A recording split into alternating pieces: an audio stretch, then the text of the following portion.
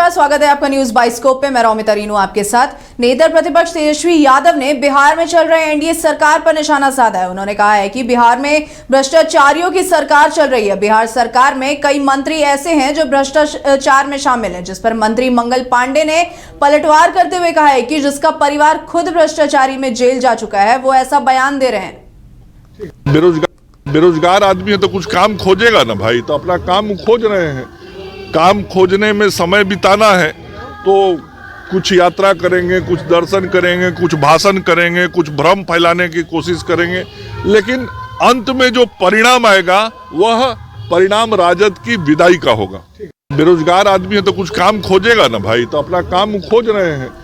काम खोजने अगली खबर पटना से है, जहां 20 और 21 जनवरी को प्रिजाइडिंग ऑफिसर का सम्मेलन हो रहा है। लोकसभा अध्यक्ष इसका उद्घाटन करेंगे। राज्यसभा के सभापति भी इसमें शामिल होंगे।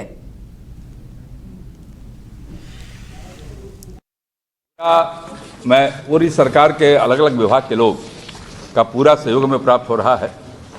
हर प्रतिनिधि के साथ कुल मिलाकर जो अभी प्रतिनिधि आने वाले हैं, तो आप जानते हैं कि यहाँ 28 राज्य हैं और 2 राज्य और ऐसे हैं जहाँ विधानसभा है लेकिन केंद्र शासित है, और 6 विधान परिषद है।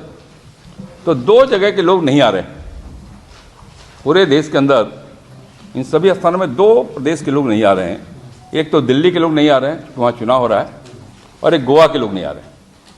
बाकी सभी राज्यों के प्रतिनिधि की सूची हमारे पास आ गई है। कुल मिलाकर अभी तक जो अतिथियों के आगमन की सूचना है वो 264 है, 264। इसमें जो पीठासीन पदाधिकारी हैं, माने विधानसभा अध्यक्ष, उपाध्यक्ष और विधानसभा के सभापति, उपसभापति, ये 54 लोग हैं। इसमें 6 महिला भी हैं। त्रिपुरा की एक महिला मुख्य सचेतक आ रही हैं। 2 एमएलए भी असम से आ रहे हैं और एक राजस्थान से आ रहे हैं। 31 सेक्रेटरी आ रहे हैं विधानसभा विधान परिषद के, और उनके परिवार के लोग, स्पाउस भी आ रहे हैं। उनकी संख्या 34 है। और साथ साथ हर विधानसभा से कुछ न कुछ अधिकारी आ रहे हैं साथ में, एक्कम्पनिंग पर्सन। उनकी संख्या 108 है। लोकसभा के भी 67 लोग आ रहे हैं। लोकसभा राज्यसभा के 60 लोग लोकसभा से आ रहे हैं और 7 लोग राज्यसभा से आ रहे हैं। अब सोच सकते हैं कि जब कुल मिलाकर 264 लोग आने वाले हैं तो व्यवस्था थोड़ी तगड़ी करनी पड़ रही है। तो कुल मिलाकर हम लोगों ने 261 कमरे होटल के 4 होटल में बुक किया है। वो ताज होटल में, मौर्या में, लेमन ट्री में और चाणक्य में। इन 4 होटलों में ही उन लोगों के रहने की व्यवस्था की जा रही है। हर व्यक्ति के साथ, हर टीम के साथ, व्यक्ति के साथ एक हम कांग्रेस नेता राहुल गांधी 18 जनवरी को बिहार दौरे पर आ रहे हैं। कांग्रेस विधायक दल के नेता डॉक्टर शकील अहमद खान ने कहा कि राहुल गांधी के बिहार दौरे को लेकर आज पटना स्थित कांग्रेस प्रदेश कार्यालय सदाकत आश्रम में प्रदेश कोर कमेटी की महत्वपूर्ण बैठक की गई। उन्होंने बताया कि राहुल गांधी का 2 दिवसीय कार्यक्रम पटना में है। राहुल गांधी बापू सभागार और कांग्रेस के प्रदेश कार्यालय में आयोजित कार्यक्रमों में भाग लेंगे। तो जाहिर सी बात है कि कांग्रेस पार्टी अपनी पूरी तैयारी, मुस्तैदी के साथ, संजीदगी के साथ इस कार्यक्रम को ले रही है, और बिहार भर के कांग्रेस जन यहाँ जुटेंगे। कार्यकर्ता सम्मेलन भी है। एक तो सामाजिक संस्थाओं का सम्मेलन है और दूसरा कांग्रेस के कार्यकर्ताओं का सम्मेलन है। तो सब लोग रहेंगे। 18 तारीख को सब लोग रहेंगे। पूरा जुटान होगा बिहार का।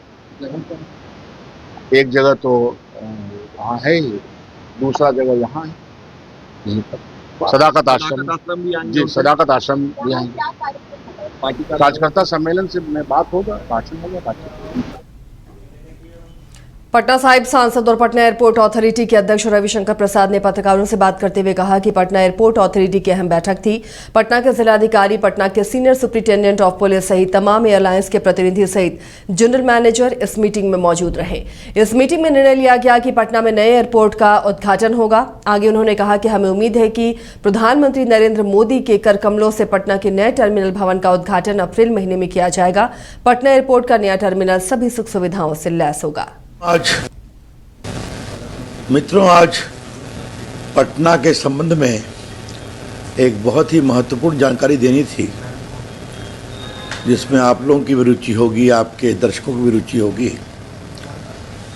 पटना साहिब के सांसद के रूप में मैं पटना एयरपोर्ट की कमेटी का चेयरमैन हूँ। आज उसकी बैठक थी। उस बैठक में एयरपोर्ट मैनेजर, पटना के जिलाधिकारी, पटना के सुप्रिटेंडेंट ऑफ पुलिस, सभी एयरलाइंस के प्रतिनिधि और उनके जनरल मैनेजर, एरिया मैनेजर सब लोग थे। मुझे आपको ये खुशखबरी देते हुए अच्छा लग रहा है क्या ये फैसला हुआ चर्चा के बाद कि अप्रैल में नया एयरपोर्ट का उद्घाटन होगा। और मैंने कहा है और हम लोग कोशिश करेंगे कि माननीय प्रधानमंत्री जी के कर कमलों से पटना हवाई अड्डे के नए टर्मिनल बिल्डिंग का उद्घाटन हो। पटना समेत बिहार के दूसरे शहरों की यातायात व्यवस्था में सुधार के लिए एडीजी यातायात सुधांशु कुमार ने नई पहल की है। ट्रैफिक नियमों का उल्लंघन करने वालों पर कड़ी कार्रवाई की जाएगी। साथ ही वैसे 10,000 लोगों को चिन्हित किया गया है जो बार बार ट्रैफिक रूल्स का उल्लंघन कर रहे हैं। इन सभी 10,000 वाहन चालकों का लाइसेंस MVI एक्ट के तहत अगले 3 महीने के लिए निलंबित किया जा रहा है। अगर इसके बाद भी ये नहीं सुधरे तो परमानेंट इन लोगों का लाइसेंस रद्द किया जाएगा। मालूम होगा नवंबर 2023 से हम लोगों ने मैनुअल चालान की प्रक्रिया पूर्णतः बंद कर दी है और हैंड हेल्ड डिवाइस के माध्यम से पारदर्शी तरीके से साक्ष्य आधारित कार्रवाई की जा रही है, जिसके अच्छे परिणाम सामने आए हैं। इसमें मिनिमम ह्यूमन इंटरफेस होता है और शिकायतों में काफ़ी कमी आई है। इसके बाद भी एक ऐसी शिकायत आ रही थी कि पदाधिकारी या कर्मी अपने मोबाइल के माध्यम से फ़ोटो खींच करके और उसको हैंडहेल्ड डिवाइस पर ट्रांसफ़र करते हैं, जिससे दुरुपयोग की संभावना बनी रहती है। इस पर पूर्णतः लगाम लगाने के लिए हमने एक आदेश जारी किया है कि जो सब इंस्पेक्टर रैंक के पदाधिकारी हैं, जो सक्षम हैं यातायात नियमों के उल्लंघन के विरुद्ध शमन की कार्रवाई करने वास्ते, वो अपने उनको जो निर्गत किए गए हैं हैंडहेल्ड डिवाइस, उनके माध्यम से ही फोटोग्राफिक साक्ष्य संकलित करें और उस आधार पर शमन की कार्रवाई करें। इसमें ये जो इस आधारित शमन की कार्रवाई होती है, उसमें फ़ोटोग्राफ पर अक्षांश, देशांतर, तिथि और समय तीनों की स्टैंपिंग रहती है। तो मैं आपके माध्यम से सभी को ये अवगत कराना चाहता हूँ कि आपके पास यदि किसी तरह का फ़ाइन आता है जिसमें ये तीनों स्टैंपिंग नहीं है, तो आप उसकी शिकायत संबंधित पुलिस अधीक्षक से कर सकते हैं। मकसद यही है कि फ़ाइन प्रोसेस जो है वो पूरी तरीके से पारदर्शी हो, शिकायत रहित हो, ताकि इसकी क्रेडिबिलिटी बनी रहे। मालूम होगा नवंबर 2023 से हम लोगों ने बिहार पुलिस मुख्यालय के आदेश पर जिला समेत पटना से फरार चल रहे कुख्यात इनामी अपराधियों की लिस्ट तैयार करने के आदेश दिए गए। इसके बाद लगातार अपराधियों को ढूंढ कर पुलिस अपराधियों की गिरफ्तारी कर रही है। एक बड़ी कामयाबी पटना पुलिस के हाथ लगी है। मामले की जानकारी देते हुए पटना सेंट्रल एसपी स्वीटी शहरावत ने बताया कि टॉप 10 अपराधियों पर कार्रवाई में साल के तीसरे फेज में अब तक 6 गिरफ्तारियां हुई हैं। बची लिस्ट के फरार वांछित इनामी अपराधियों की गिरफ्तारी के लिए छापेमारी जारी है। ऐसे में वरीय पुलिस अधीक्षक के आदेश पर पटना सेंट्रल एसपी के नेतृत्व में बुद्धा कॉलोनी थाना पुलिस और DIU की टीम गठित की गई है। जैसा कि आप लोग जान रहे हैं कि पटना जिला और हर जो पुलिस अधीक्षक हैं उन लोगों के द्वारा एवं थाना के द्वारा भी जो है टॉप 10 और टॉप 20 क्रिमिनल्स की जो है सूची बनाई गई है, ताकि जो है उनको एक अभियान चला के एक मिशन मोड पे गिरफ्तार किया जा सके। इसी में जो है हम लोगों का इनामी 50,000 का इनामी अजय राय उर्फ अजय यादव, पिता द्वारका यादव, जो बुद्धा कॉलोनी का रहने वाला है, इसको हजारीबाग से जो है बुद्धा कॉलोनी की टीम और हमारी टेक्निकल सेल की टीम के द्वारा जो है गिरफ्तार किया गया। इसके ऊपर पूर्व से जो है 9 कांड इसका आपराधिक इतिहास है, आर्म्स एक्ट, रंगदारी, हत्या जैसे, और ये अभी जो है हम लोगों के 2023 के एक कांड में जो है वांछित। और बिहार झारखंड की सीमा में मंदार महोत्सव का आयोजन मकर संक्रांति के तौर पर किया जा रहा है। 3 दिवसीय मंदार महोत्सव में देश के जाने माने कलाकार शिरकत कर रहे हैं। मेला 14 जनवरी से शुरू होगा और 17 जनवरी तक चलेगा। इसके लिए प्रशासनिक तैयारियों को अंतिम रूप दिया जा रहा है, जिसके लिए बांका जिलाधिकारी अंशुल कुमार, बांका SP उपेंद्र नाथ वर्मा ने मेला ग्राउंड का निरीक्षण किया और जिले के सभी अधिकारियों के साथ संयुक्त बैठक की। बांका जिलाधिकारी अंशुल कुमार ने बताया कि 3 दिवसीय मेले की तैयारी को अंतिम रूप दिया जा रहा है। ये मेला काफी ऐतिहासिक और सांस्कृतिक महत्व का है।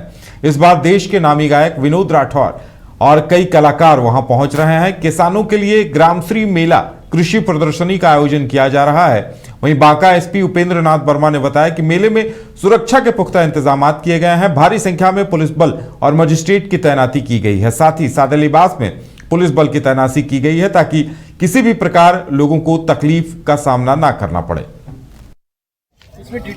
14 से 17 जनवरी तक हम लोग का बंधार महोत्सव 2025 हम लोग शुरुआत कर रहे हैं। इसमें इस बार भी हम लोगों के काफ़ी बड़े स्तर पर इस कार्यक्रम को करा जा रहा है। एक बड़ा हम लोगों ने जर्मन हैंगर से टेंट भी बनवाया है। कृषि प्रदर्शनी एक मुख्य आकर्षण का केंद्र रहता है यहाँ पर। इसमें हम लोगों के ज़िले से बहुत सारे किसान अपनी अपनी प्रदर्शनी जो है वो लाते हैं। एक ग्रामश्री मेला जिसमें अल्पसंख्यक समाज के लोग एवं अन्य लोग जो हैं वो अपनी कलाकृतियाँ, पेंटिंग, फर्नीचर इत्यादि का प्रस्तुतिकरण करते हैं। मेला एक बड़ी जगह पे लगता है जिसमें विभिन्न प्रकार के झूले इत्यादि भी लगाए जाते हैं।